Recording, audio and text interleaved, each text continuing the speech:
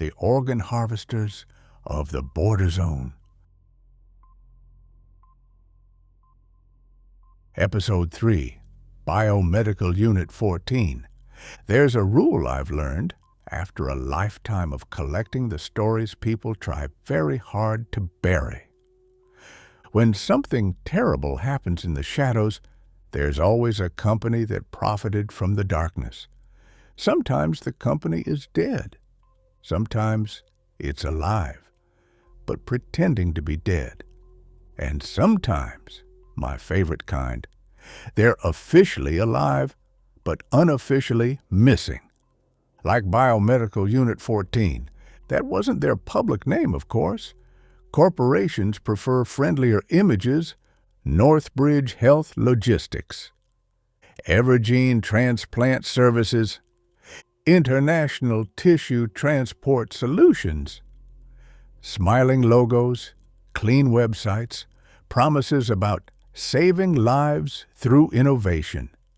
But inside the industry, among doctors who keep 2 sets of books and surgeons who fly to countries without extradition treaties, the same whisper kept appearing in my archive. Unit 14. Not a place, a division, detached, floating, untethered from oversight, the part of a company that doesn't technically exist until something goes wrong. I didn't find Unit 14. Unit 14 found me. About a year after the van incident, I was contacted by a retired nurse. I won't give her name. She's earned her silence. But she worked for one of those cheerful, meaningless transplant coordination firms, the kind that boast about cutting transplant wait times while quietly burning through a rotating door of underpaid employees who sign NDAs as thick as phone books. She reached out because she'd heard the first episode of this story on a bootleg radio relay. She called it the only accurate thing she'd heard in years. I met her in a public park at dusk. Retired nurses always choose public parks. They like to pretend they're still in control. She didn't bring notes, didn't need them. Whatever she had seen had carved itself into her memory with surgical precision. She told me this. We were supposed to handle transplant logistics, just tracking organs from donor to recipient, labels, timestamps, chain of custody, nothing else. But there were shipments we weren't allowed to log. She called them Black Series transfers. Normal organs come with documentation, blood type, donor consent forms, viability indicators, surgeons' signatures. Black Series transfers came with a single sheet, organ type, temperature range, handle immediately, and instead of a donor ID, a 6-digit number starting with 14 dash, Unit 14. The numbers weren't random, they were case files. But not hospital case files, corporate.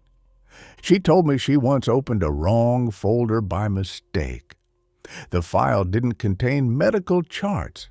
It contained procurement notes. I'll paraphrase to protect the original source, but the meaning remains intact.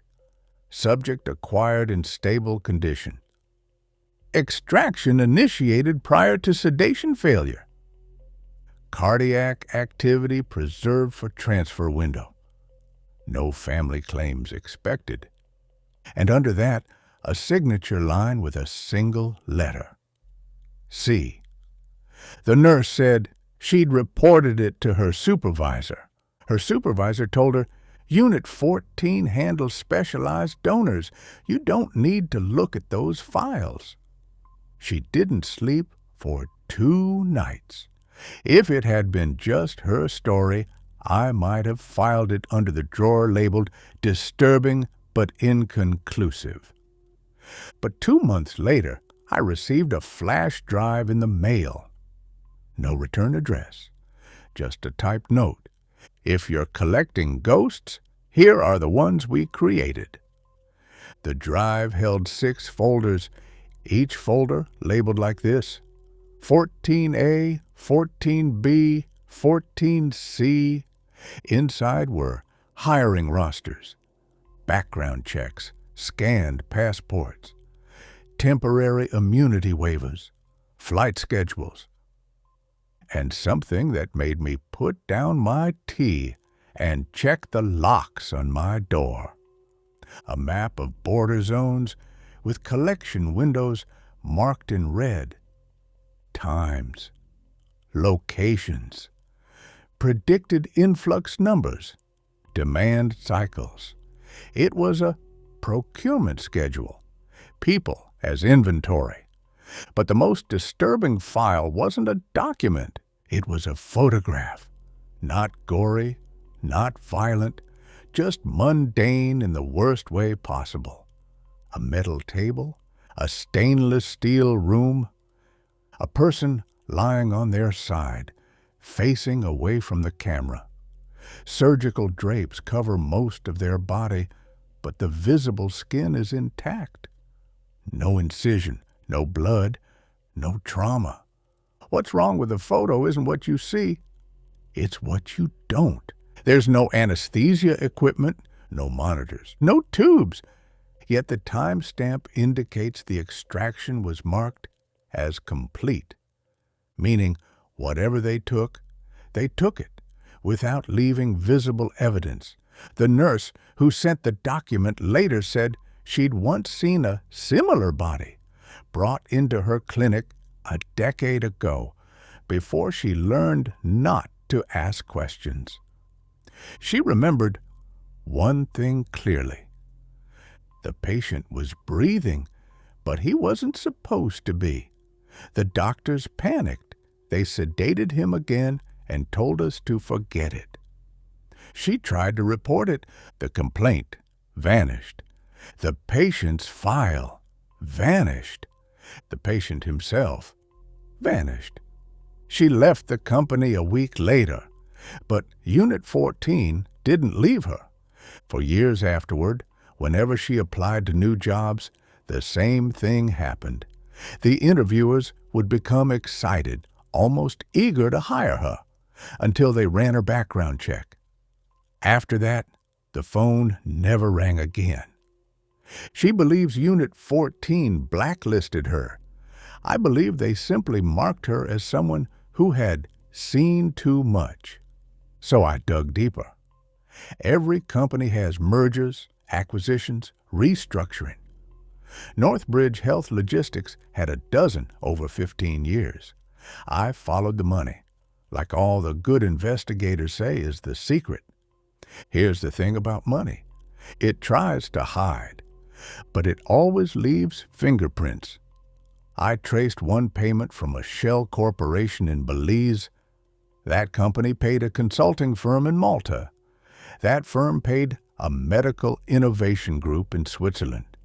And that group paid a subcontractor called Unit 14 Field Operations, registered for mobile surgical deployment, rapid extraction response, procurement chain maintenance.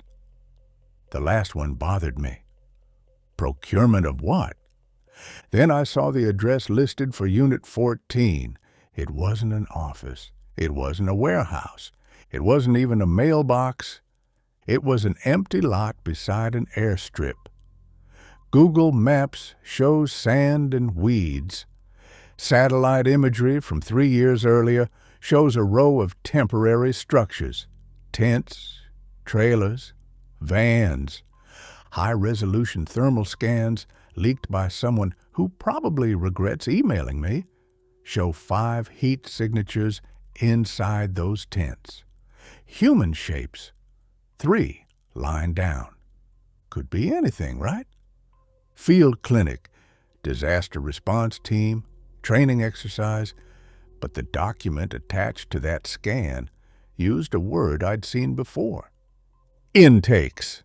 Not patients, not victims, not even donors. intakes, inventory language, and below it, auditor present. That word again. Whoever the auditor is, their presence meant something significant was happening, something that required expertise, authority, and secrecy. When you see a ghost once, you wonder if you imagined it. When you see it twice, you question yourself. When you see it 3 times, you start to understand that it isn't a ghost at all. It's a system designed to move quietly, efficiently, invisibly, through border zones, through medical networks, through financial pipelines, through human lives. A system where a van in a ditch, a missing person, a retired nurse's insomnia, and a 6-digit number on a forgotten spreadsheet all point to the same place. Unit 14 has been operating for years, maybe decades, and they're not improvising. They're following a protocol. Next episode, we'll look at why that protocol exists and who is willing to pay fortunes to keep it running.